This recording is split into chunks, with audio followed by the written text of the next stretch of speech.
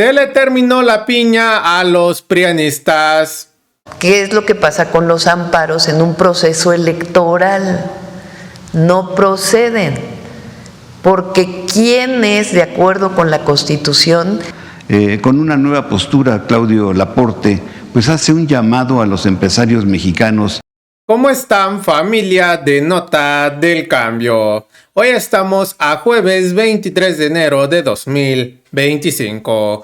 Claudia Sheinbaum le pasó por encima al Poder Judicial, pues volvieron a perder. Y aunque les duela, las elecciones seguirán. Y próximamente Piña estará fuera de este poder. A Marco Cortés y a Lito Moreno no les alcanzó la piña para tirar el segundo piso de la 4T. Sumaron otro fracaso más y el pueblo está feliz porque ya no pueden salirse con la suya como lo hacían en el sexenio pasado.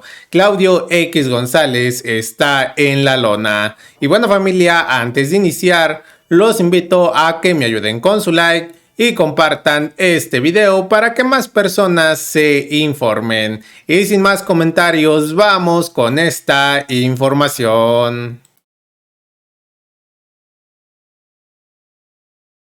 Ya por último, tema sencillo, pues ya ve que el Comité de Evaluación del Poder Judicial pues se le ordenó por parte del Tribunal Electoral del Poder Judicial, pues le ordenó que siguiera con pues ante las denuncias del juez de distrito, pues del amparo. ¿Por qué se tomaron esas decisiones de detener este comité y por qué también Gerardo Fernández Noroña pues hizo una invitación a que continúen estas evaluaciones? ¿A qué se debe? Y precisamente cuál es su opinión o el mensaje que pudiera darle para que diera continuidad y si habría algún retraso en cuanto a las elecciones del 25 debido a esta situación. ¿Cuál es la opinión que tiene el referente? La reforma constitucional establece que para realizar la elección de jueces, magistrados y ministros y también de magistrados del Tribunal Electoral y del Tribunal Judicial, establece un mecanismo para poder definir quiénes van a participar en la elección el 1 de junio. ¿Cuál es este mecanismo? Se forma un comité en el Poder Judicial que coordina la Suprema Corte de Justicia de la Nación. 5 personas que son seleccionadas por el Poder Judicial. Un comité del Poder Ejecutivo, es decir, nosotros definimos 5 personas que trabajan para poder definir quiénes van a participar en las elecciones. Y en el caso del Poder Legislativo también tienen 5 personas. Esos son los comités de selección. ¿A quién seleccionan? Pues se abrió un proceso para inscripciones. Se inscribieron miles de personas, miles de abogados y abogadas. ¿Cómo son seleccionados? Primero, si cumplen con lo que dice la Constitución, que deben de cumplir.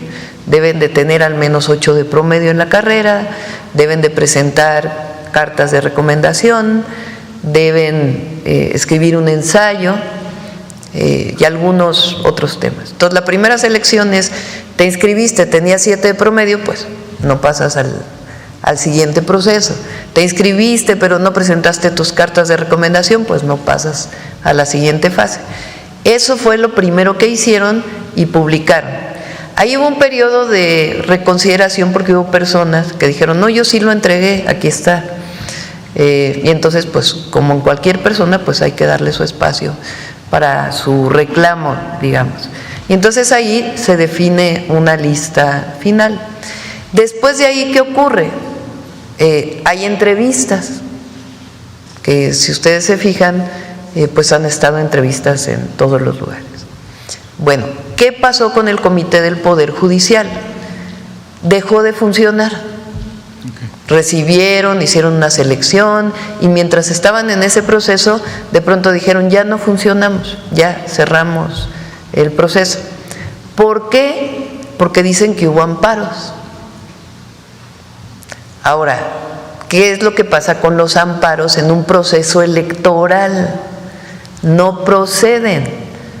porque ¿quién es, de acuerdo con la Constitución, quien regula los procesos electorales? El Tribunal Superior del Poder Judicial de la Federación.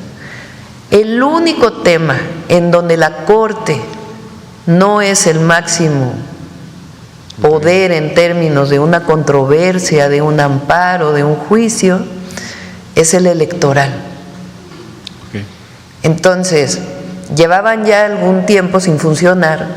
Hace poco yo dije, bueno, ¿por qué este tema sin los amparos no proceden? Pero además, si ustedes recuerdan, hubo una siguiente reforma constitucional que estableció que en el caso de reformas constitucionales los amparos no proceden, que era algo que ya estaba en la ley de amparo, pero después pasó a la Constitución. Entonces, ¿qué hace ayer el tribunal, la Sala Superior del Tribunal Electoral del Poder Judicial de la Federación? Le dice: Corte, no tienes razón en parar tu proceso, tienes que continuarlo urgentemente, tienes hasta el 31 de enero para terminarlo, para que pueda proceder la elección. Eso es lo que pasó el día de ayer, y a mí me parece bien, porque es lo que corresponde respecto a la Constitución. No tiene razón la Corte en haber parado el proceso. Entonces, eso es lo que ocurrió ayer, y qué bueno que el Tribunal Electoral lo hizo, porque lo que refleja, pues, es que en efecto es un proceso electoral. ¿Qué ocurriría si no lo hicieran? Bueno, hay sanciones de parte del Tribunal Electoral. ¿Y atrasaría si en caso de que no lo hicieran? No. Se seguiría haciendo Sí. la... Sí, porque el INE, que es quien organiza las elecciones, ¿quién es, digamos, el tribunal que le dice sigue o no sigue? El Tribunal Electoral. Entonces, por eso continúa la elección y será el 1 de junio. Y el único que podría decir que hay un tiempo distinto, pues sería una nueva reforma a la Constitución, porque la Constitución tiene establecidos los tiempos. Claro, el Senado, frente a temas que no hubieran sido considerados, tiene la atribución para dar lineamientos. Entonces, por eso es la razón por la cual el tribunal establece: Corte, tienes que continuar. Muchas gracias por la explicación, Gracias. Presidenta. De Sin Puntos ni Comas, por si no me presenté también. Gracias. Gracias. A ver, aquí.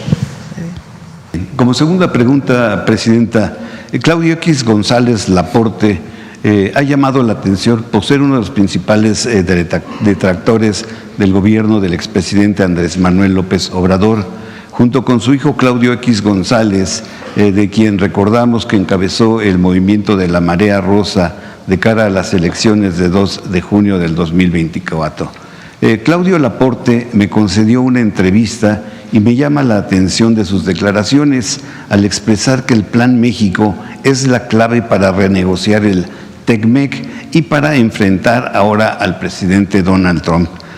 Con una nueva postura, Claudio Laporte pues hace un llamado a los empresarios mexicanos a la unidad y a invertir en el país y no basarse solamente en la inversión pública o extranjera.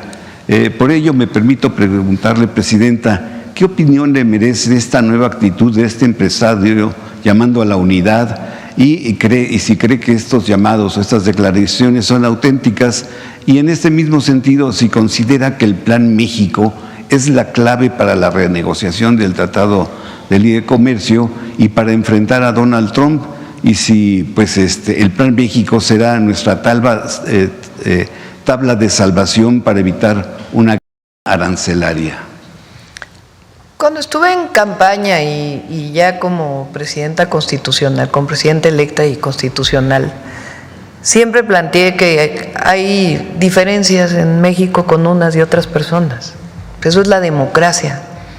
Estos que dicen que hay autoritarismo y que la democracia es que haya libertad de expresión, entre otras cosas, además de el gobierno del pueblo, por el pueblo y para el pueblo, como bien decía Lincoln.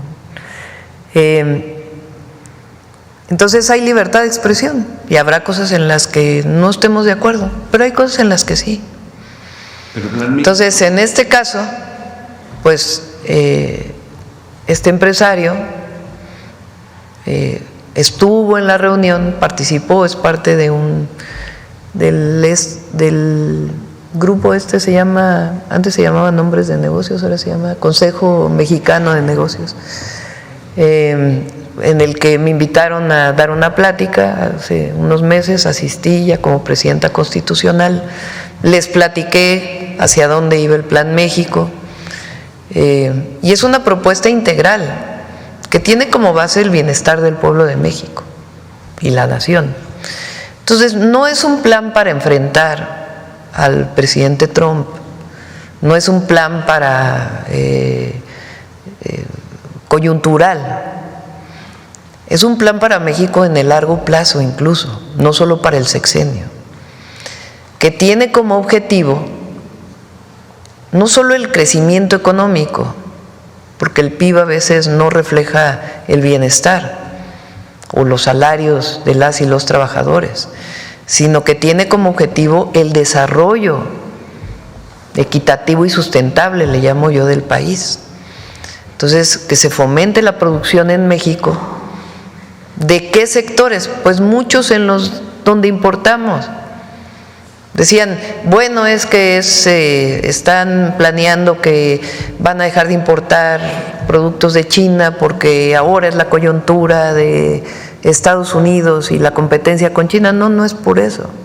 Claro que nosotros queremos que se fortalezca el tratado comercial que tenemos con Estados Unidos y con Canadá, porque fortalece a las tres naciones. Incluso pensamos que debe abrirse al resto de América. Pero el tema de dejar de importar tiene que ver con la fortaleza de la economía mexicana. El que muchas cosas que se fabricaban en México, como la industria textil, por ejemplo, y que se fue cerrando producto de estas importaciones. Entonces lo que decimos es, ¿cómo hacemos para recuperar la industria textil, que mucha de ella, por cierto, es de pequeños empresarios, particularmente en el Bajío?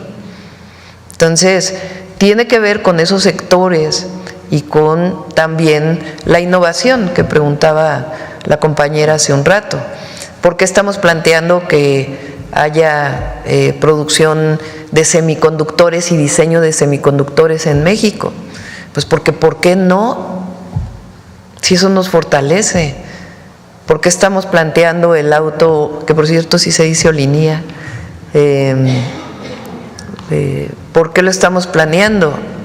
Pues porque, ¿por qué no? Porque México no puede tener en este nicho comercial un diseño propio que permita desde la innovación, el desarrollo de la ciencia, la tecnología, permitir que se produzca en nuestro país para nuestro mercado nacional y en su caso para la exportación. Entonces lo que tiene como objetivo pues es un plan para nuestro país en el largo plazo, sí, con el tratado comercial y con la relación con otras regiones del mundo. Ayer preguntaban de el tratado con Europa, que existe en México y que también tiene su revisión que se está haciendo frente al 2026 y que va muy avanzado. Entonces es parte del Plan México. Así es, familia de Nota del Cambio.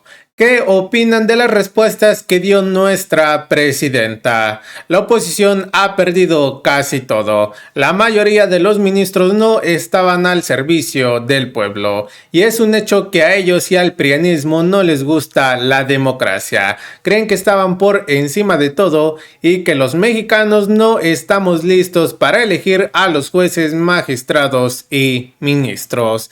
Y bueno, familia, hemos llegado al final de esta información. Dejen sus opiniones. No olviden darle like y compartir este video para que más personas se mantengan informadas.